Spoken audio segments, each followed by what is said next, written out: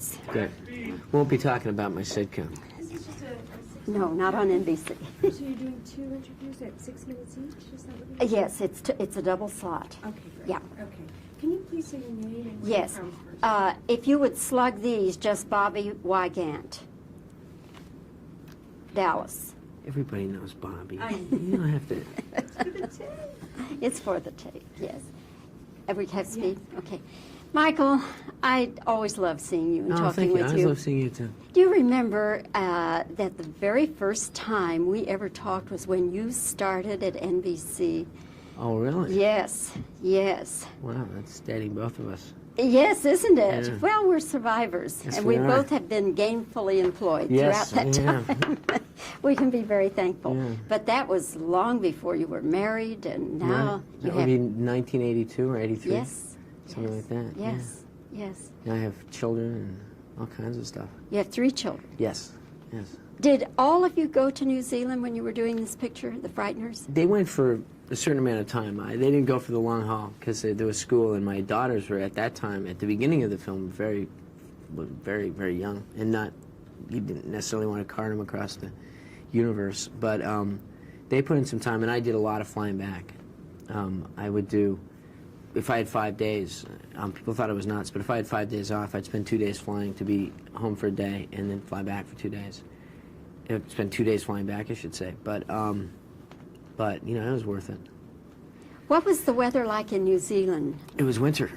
I was there last summer, which was their winter. So I've been saying to people that I haven't. This is my first summer since 1994, because in 1995 I was down there, but and it's been raining a lot, so I'm waiting for it to kick in.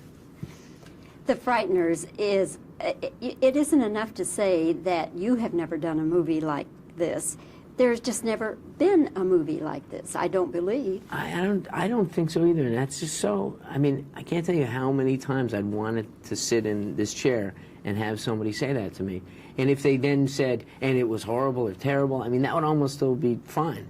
Although I don't think it is. I think it's good, but just to do something unusual, I think that's you know, that's credit due to Peter Jackson. He's just, you know, not a regular human being, and you know, that was the lure to me, the fascination to me, because I've really been in an area, given, as you mentioned, that I've been doing this for so long, and I now am looking for, especially the last couple of years, just things that interest me and experiences that interest me, and I'm not looking for a paycheck, and I'm not looking for, you know, pats on the back. I'm just looking to have a good time and enjoy acting and to work with talented people. And this was a great experience. I had no idea when I went to New Zealand what this was going to be or what this guy was going to do. And right up to the moment last night where I saw the film for the first time, I was learning new things about this movie. And I was really happy with a lot of choices that he made, because the movie is accessible and it's commercial and it's all of those great things. But it's just an odd movie. You know, it's very, you know, it reminds me a little bit of, and I think it's a different movie, but when I saw 12 Monkeys, you know, and I said, what the heck is that? You know, I really liked it. And so, you know, it's a thriller, and I think that part of it jumped out at me when I watched the movie last night. And I think I underestimated that when I was doing it, just how scary it is and how intricately plotted it is, and how, you know, all these things tied up and all that stuff. Because, you know, for me, a lot of fun is in the comedy, so I was kind of doing that stuff at the beginning, but the pacing of it and that really jumped out at me. But it is an unusual film. It does have a lot of action to it, and you were required to do a lot of physical things, were you not? Yeah, and they never tell you that when you get on the plane, too. Oh, they don't? You get there and they go, well, you know, we could get the stunt guy to do this, but how do you feel, Mike? And then, you know, there's girls and stuff around, so you got to go, I could do that. But, it's not like it used to be. It's funny. I'm not. I mean, I'm in my 30s, so it's not like I'm an old guy. But you know, the bones only go so far these days. I actually did break my foot on this, and you know, you feel it. What were you doing when you broke your foot? Really basic things. You know, isn't that the thing? Like you're always in the bathtub or something. I was just running and doing this little jump, and I planted my foot in some soil that was loose, and so it kind of fell into a concave. And you know when you watch tennis players and their ankles give her that one, so it went like that and snapped tendons and pulled some bones in my foot. But at that point, I needed a couple of days off anyway, so I didn't even mind. Did you go into a cast or what? No, I wrapped it and went into treatment, and we actually had to shut down for a couple of days, which is the first time that's happened for a couple of weeks, which is the first time that's ever happened to me in a movie. Normally, they almost kill me, and I just keep coming back. I'm like a cockroach, but now I have to take a bit of a breather. Will you let Sam, your son, see this? See this movie? Not anytime soon, no. He's 7 years old.